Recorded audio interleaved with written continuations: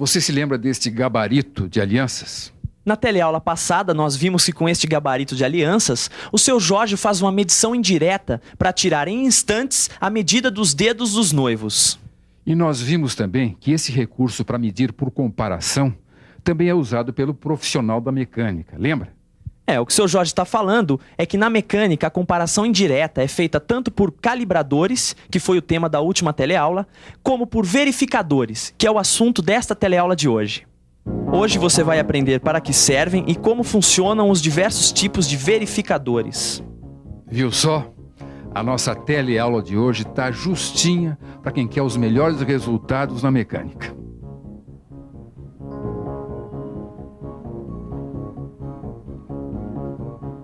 Pronto, Sofia. Então aqui as réguas de controle que você me pediu. Agora me diz uma coisa. Essas réguas aí controlam o quê, hein? É o seguinte. Essas réguas são instrumentos usados na verificação das superfícies planas. Elas podem ser de aço ou de ferro fundido. Tá bom. Mas aqui tem réguas de tudo quanto é tipo, de tudo quanto é forma. Assim vai ficar muito difícil, né? Não vai ficar difícil, não. Você sabe que essas réguas de controle, elas são usadas na verificação de superfícies planas. E elas se dividem em 2 grupos. O primeiro grupo são as réguas de fios retificados. E o outro grupo são as réguas de faces retificadas ou rasqueteadas.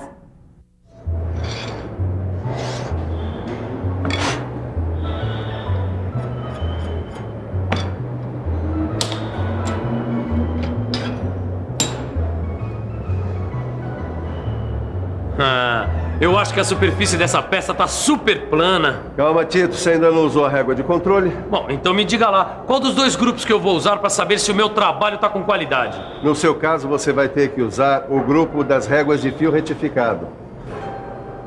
Veja, esta é a régua biselada, também conhecida por régua chanfrada. Por causa da forma de faca, ela tem o nome de biselada. Feita de aço carbono, temperada e retificada, tem o fio um pouco arredondado. Como é que eu verifico a superfície plana dessa peça aqui, ó? Primeiro apoie de leve o fio da régua sobre a superfície da peça. Depois olhe contra a luz. Se a luz passar, é porque a superfície não está perfeitamente plana. Depois, é só repetir essa operação em várias posições. Mas nessa peça aqui, ó, com um furo quadrado, eu não consigo usar a régua biselada. Como é que eu faço?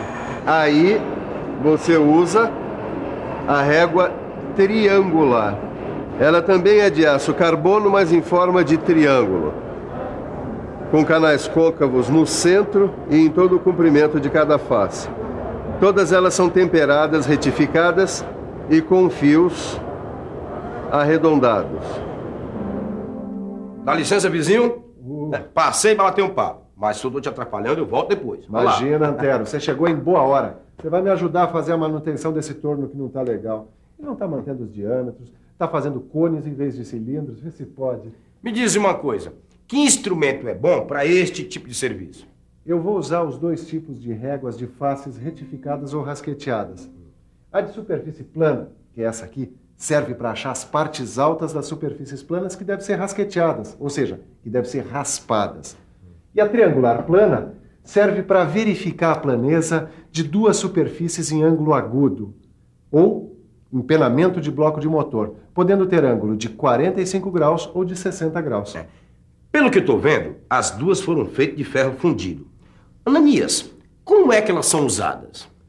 Primeiro eu faço o seguinte, ó. Me ajuda aqui. Primeiro eu vou passar tinta na superfície. A tinta tem que ficar espalhada uniformemente, porque é a superfície plana que vai entrar em contato com o barramento do torno.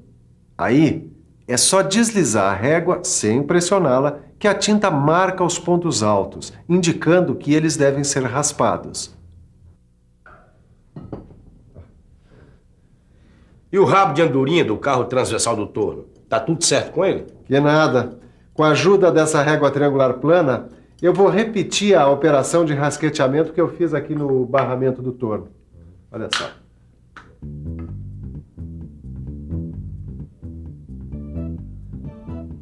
Olha, Sofia, só que eu conheço muita peça na mecânica maior do que essa régua aqui. Aí complica fazer o trabalho, né?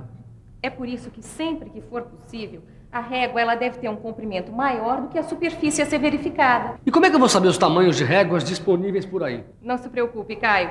As dimensões das réguas encontradas no comércio estão todas indicadas nos catálogos do fabricante. Isso aí realmente ajuda a fazer um trabalho de qualidade, né? E se você está preocupado com a qualidade, tem alguns pontos básicos que você não pode esquecer para a melhor conservação do instrumento. É importante não pressionar nem atritar a régua de fios retificados contra a superfície. A operação deve ser feita com leveza. Evitar choque, então, é fundamental. Por isso é recomendado não manter a régua de controle em contato com outros instrumentos. Em caso de ferrugem nas suas superfícies, a régua deve ser limpa com pedra pómez e óleo. A lixa não pode ser usada de jeito nenhum. Depois de ser usada, a régua deve ser limpa, lubrificada e guardada em seu estojo. Silva, dá uma olhada. Que beleza de peça que eu acabo de fazer. Bonita ela é. Precisa ver se o seu ângulo tem mesmo 90 graus. Pô, mas é só bater o olho, ó. 90 graus. Calma, Titão. Vamos conferir isso no esquadro de precisão. Como esse instrumento de precisão tem o formato de um ângulo reto, ele vai dizer pra gente se a sua peça tá boa ou não. Quer dizer que é pra isso que ele serve? Pra fazer a verificação de superfícies com ângulos a 90 graus? Exatamente. O esquadro é um instrumento muito valioso para metrologia. Ele existe de vários tipos. Por isso, ele é classificado de acordo com sua forma ou tamanho. E de que tipo é esse aqui, ó? Esse é um esquadro simples ou plano de uma só peça. Este outro modelo, formado por duas peças que são a base e a lâmina lisa, é ideal para a traçagem de peças.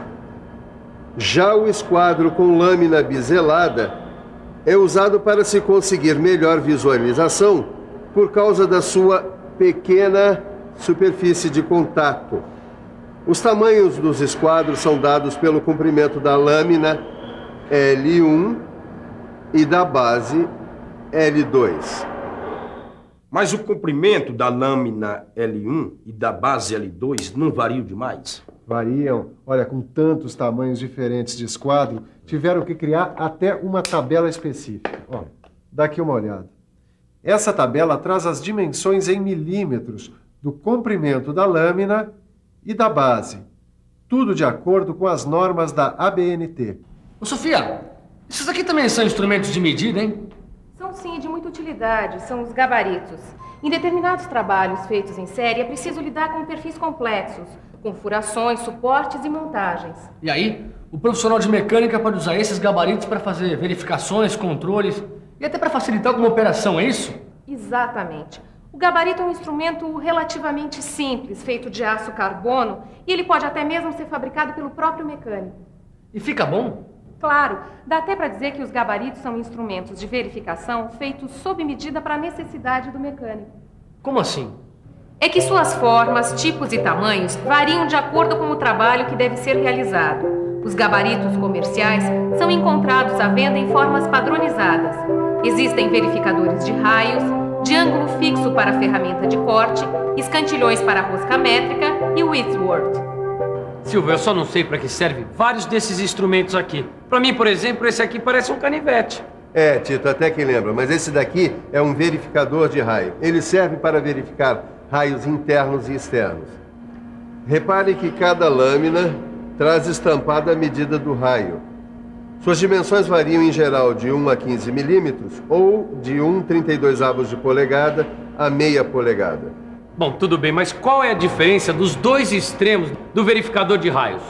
É que este lado verifica raio côncavo, este outro verifica raio convexo.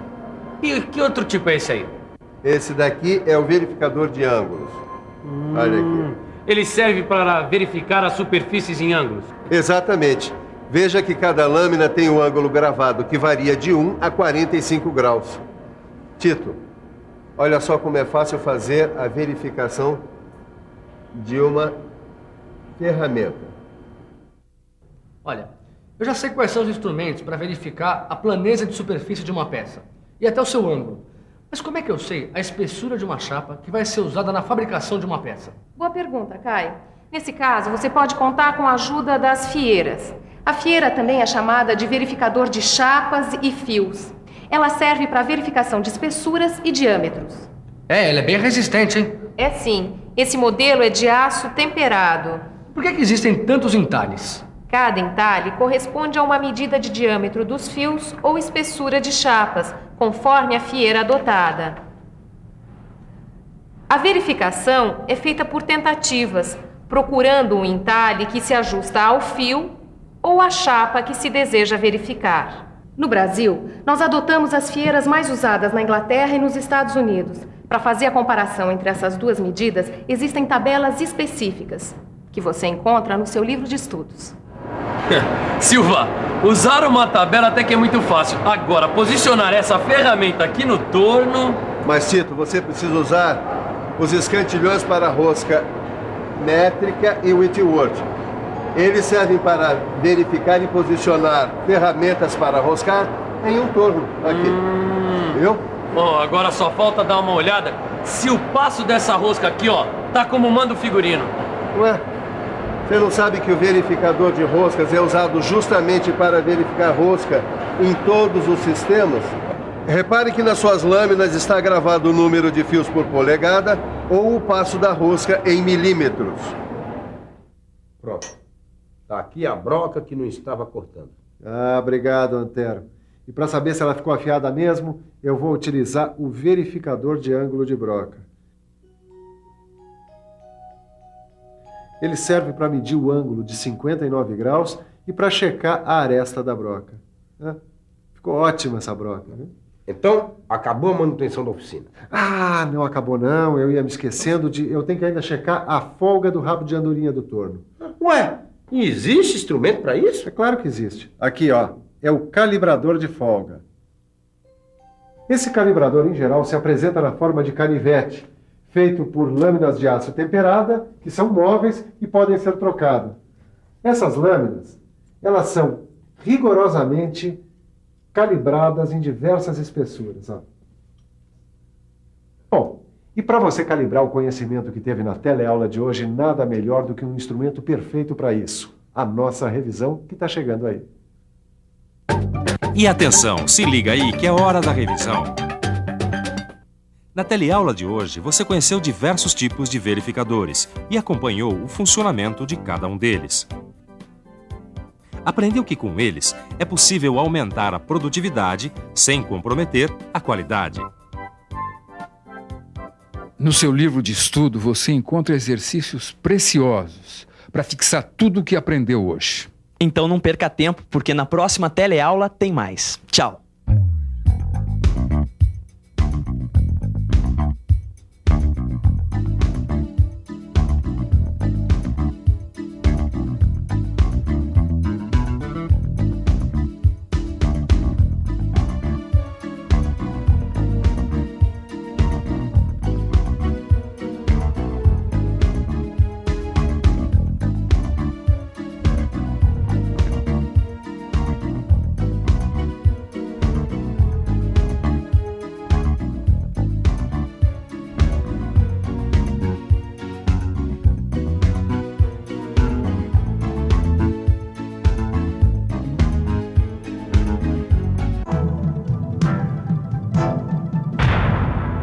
Telecurso 2000, um programa de educação do Sistema Fiesp e da Fundação Roberto Marinho.